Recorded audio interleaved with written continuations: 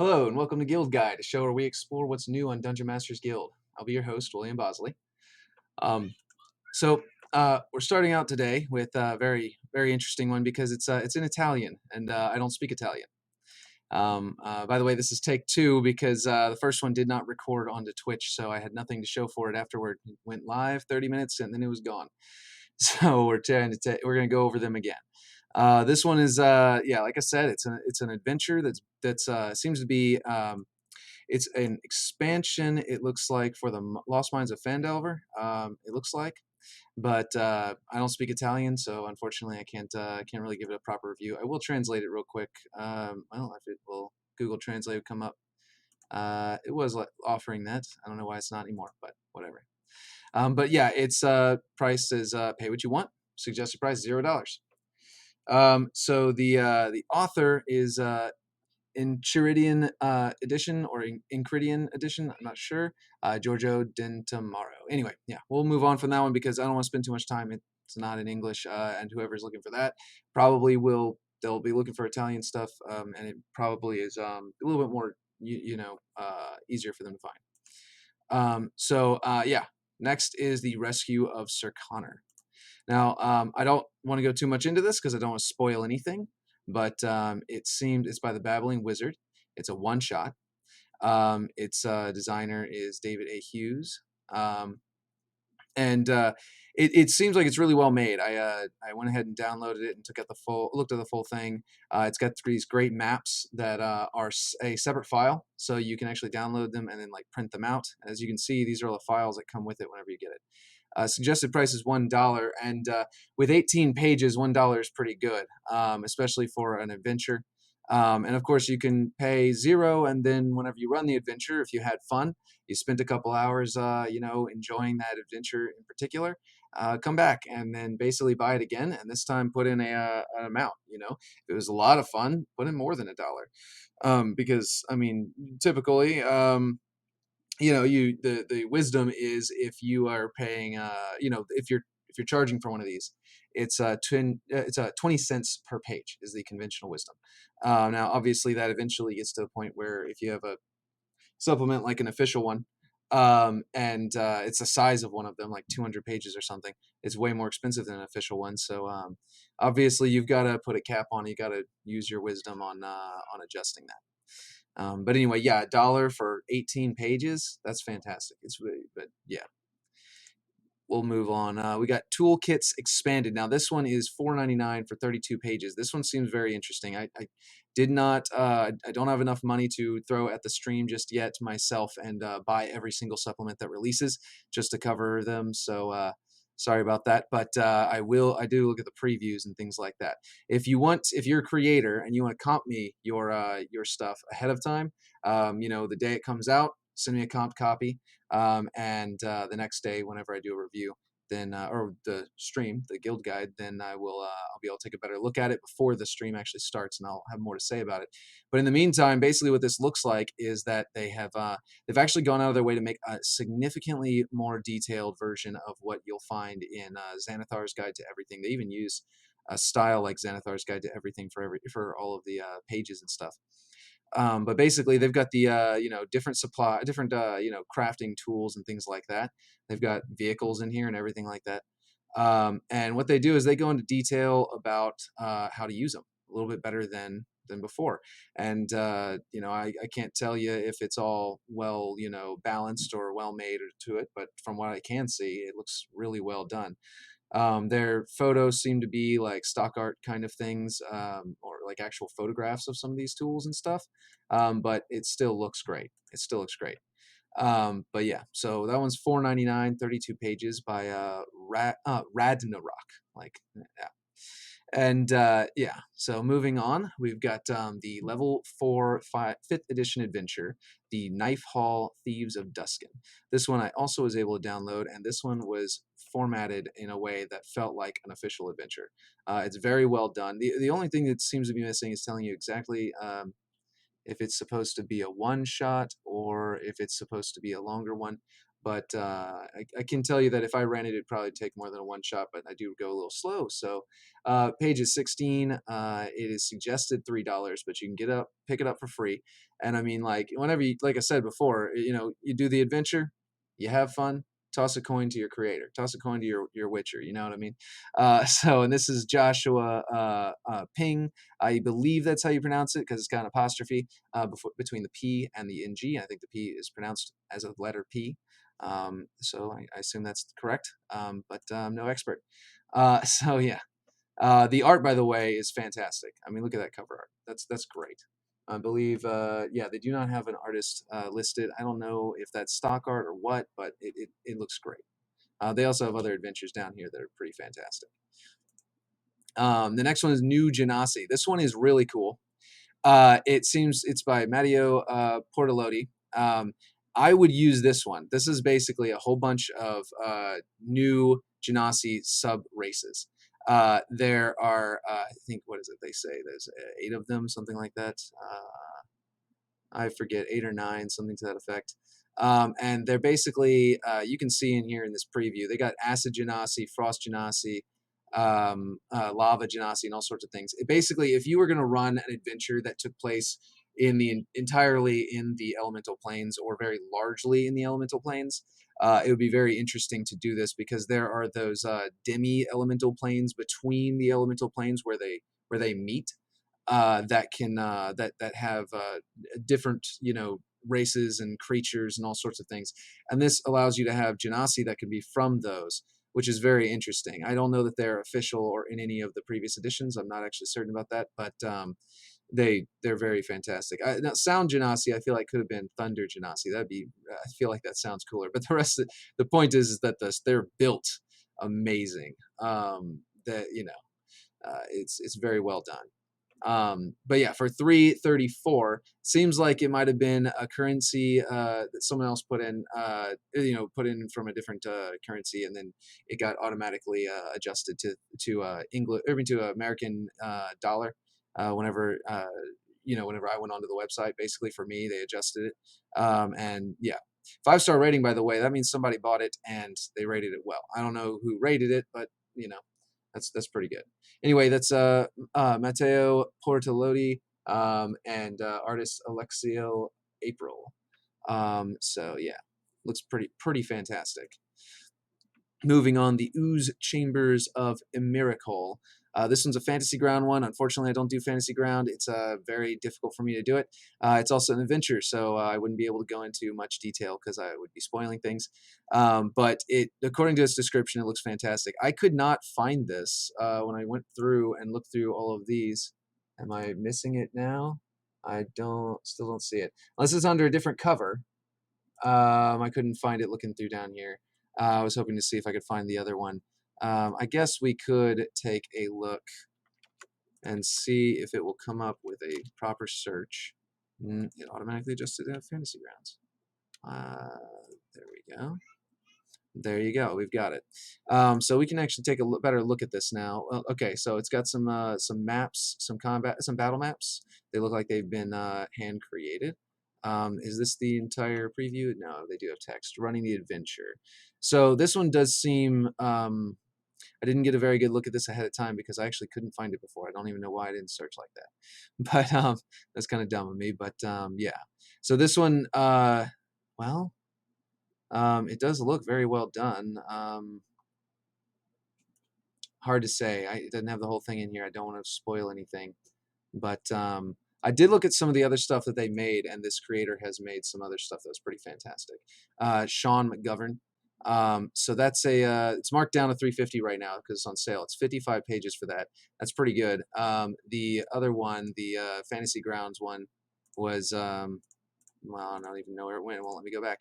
But the Fantasy Ground one is actually is I believe cheaper. Yeah, $4.95. It's cheaper overall, but it's not on sale, so it's actually more expensive overall. But anyway, yeah. So that one's coming to Fantasy Grounds. It's a much older one. I'm only supposed to cover new ones though, so I mean I'm not gonna be able to go into much detail on that one. So, all right. So this one is form-fillable potion card templates and art library. Now there are 2 of these form-fillable ones for items. They've got potions and scrolls, and they actually have a bundle. So potions and scrolls are each $12, and together they're $18. That is pretty high on DM's Guild, but that's you're getting some really good art here. And I don't know if they say it or not, if it's okay for you to use, if you're allowed to use it in your own commercial products back onto here. But that's a good question. As far as I'm aware, this is just for you to use at home. But anyway, they've got cards. They basically are. They're really cool looking. They've got these cards front and back for you to fill in text information and put in the photos of the actual potions. And not only that, but they actually include a bunch of potion art as well. So you can actually create your own potion cards and hand them out to your players and do all sorts of things. Looks like you got to glue the front to the back or fold it over or what have you. But yeah, they're looks like they're 3x3 card template and then a 1x2 card template. Yeah, so these are really cool. It's by the Rhinoceros, and yeah, they do look pretty good for that price tag. I don't know if I would use them because I'm pretty good at Photoshop. But if you are not super good at that, then you can definitely. I would definitely suggest if you want to spruce up your game, there's some good visual enhancements you can do and handouts you can give to your players. This one's really great by Kelly Knox. Happy Little Treants or Treants, however you wanna pronounce that word. I think I'm wrong when I call it Treants, but I retweeted this one on Twitter. It's pretty great. It's basically inspired by Bob Ross, as you can probably guess. It's a very lighthearted adventure about, there's like a talking squirrel and, a witch involved with really great art and little tree creatures. But I won't go into too much detail. Like I said, I don't like to spoil these things in case there's a player. There is a wand at the end that you can get as a special item. There are 12 pages, and it's only $1. It's only 99 cents. So if you're looking for a fun little one shot or what have you, then and you like lighthearted games, there's a great one right there.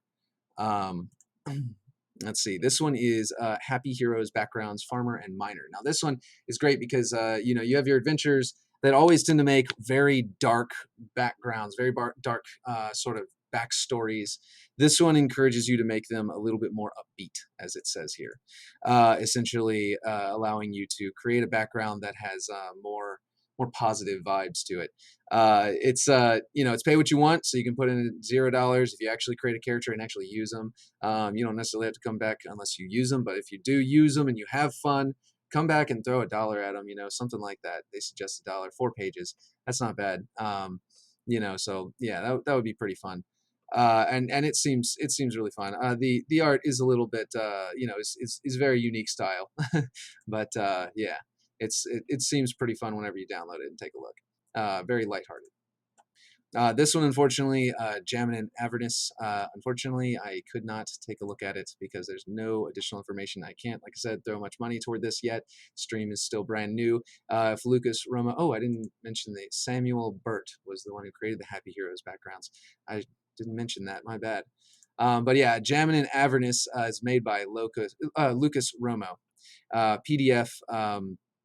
$2. I can't see much more than the description down here. Jammin and Avernus is a Spelljammer inspired add-on for Baldur's Gate Descent into Avernus game. This supplement includes 2 new vehicle stat blocks, 2 new monster stat blocks, and a new Avernian warlord, all with descriptions and suggested uses. 12 pages for $2 is not bad. But I cannot tell you if it's necessarily worth it or if it's broken or if it's what, because I can't see. In the future, I would like if people could potentially comp me a copy the day before, like when you release your copy, your supplement, comp me one at William Bosley DM at gmail.com, and that will get me the ability to take a look ahead of time and come in and have something better to say about it. So this one is various vehicles, carts from William Bosley. That's me. PDF 260, 14 pages. That's it's something I've been working on. I've got a series of various vehicles. I already released carriages. This is carts, and did the art myself, but the next one is going to be wagons, and it has a new artist from that's actually from Reddit. Recently got fairly popular on Reddit with a post. But basically, I took the rules for Avernus and threw it in with I've created more less machine carts. Those are like cars in there with soul powered engines. This is all more like carts that are pulled by horses and things like that. And it actually allows you to do encounters on the road, things like that, a lot easier, or maybe even warfare like that. Right there is a war cart, sort of a archer platform. Anyway, I won't spend too much time on that because that would be unfair to the rest. So we'll move on. The SpellCrafter Wizard subclass. This one's really cool. It's 90 cents is suggested price, created by Jack Deslip. I assume that's how you pronounce that name. I don't know for sure. Now, Jack has some other supplements that they've created. Now, full-size preview. SpellCrafter seems very cool, in my opinion. So, sorcerers have the ability to use their sorcery points to sort of alter their spells in some way, quick casting and things like that. This one in particular is very cool, in my opinion, because it feels more like a slow-paced you come up with these ideas on how you're going to alter your spell ahead of time, and then you do them. And basically it takes time to actually create these kinds of effects, and then it makes it to where your spells now have this effect, I believe permanently, if I remember reading that correctly. But essentially, yeah, you whenever you want to modify these spells, you can. Here's some examples of how to modify spells that already exist in the game: Acid Arrow of the Bagel, Wilting Magic Missile, Dual Blindness / Deafness. Basically, yeah, you've got the ability to really create your own stuff over time, which it feels a little bit more wizardy than what the sorcerers are capable of doing, and I think that's really great. I think I would probably allow a player to try this out and run it at least in a one shot, if not in a main campaign. One shot would be harder. They'd probably have to, ahead of time before the one shot began, I'd probably give them the ability to basically change their spells up ahead of time, like give them, like, pretend like they had some time to do that before the adventure begins, and then they would come into the adventure at a certain level able to deal with them already. So they are straightforward. DM's Guild creator resources is what they use for their art, so that looks great. It is stock art, but it looks fantastic. This is Spells Galore. This one got my attention because it's a huge list of homebrew spells, as it says there. It's only, it's free until you're going to use it. Then you got to put it, and then they suggest $1. It's 33 pages, which is a lot. Its format is not 2 columns like most are. So it is a little bit of wasted space. I bet that could cut down a little bit if it was 2 columns. It might cut down to like 20 pages or something like that. I don't really know. But basically, these spells all have awesome ideas behind them. That's for sure. Like this one in particular is kind of like Counterspell, but only works for cantrips, and it's a cantrip itself. The downside to these spells are that I feel like there is going to be a little bit of homebrewing you're going to have to do, and if not a little bit of homebrewing, then at least some rulings on their effect. And so basically, with this one, for example, this one says instantaneous. It can be used as a reaction, but it's not necessarily a reaction. But whenever it's not used as a reaction, it says instantaneous, but how long does that actually last? If it's not a reaction, then it happens and it's gone. And then if someone else casts a spell at you, like a reaction to this spell, it's already, this spell's, their reaction happens, and then the spell happens, and then nothing, and then the spell does nothing. So that's the kind of thing I'm talking about. Little rulings like that, which are pretty obvious. This is probably supposed to just be a reaction, but the wording is not following the 5th edition sort of system exactly. But yeah, the rest of these are all fantastic. I took a look at what I could, and I downloaded it, and I took a look at most of them through there, and they're really cool ideas. Every single one of them is really cool seeming. And sorry about that. That was my daughters coming in. Suggested price, like I said, $1. So, and Jacob French is the creator of this one, and good job, definitely. College of Oration, Joshua M. Simmons.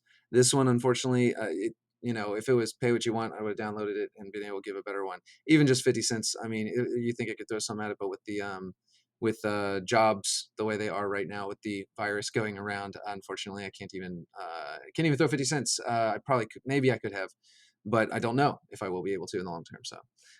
So I'm trying to invest with mostly time.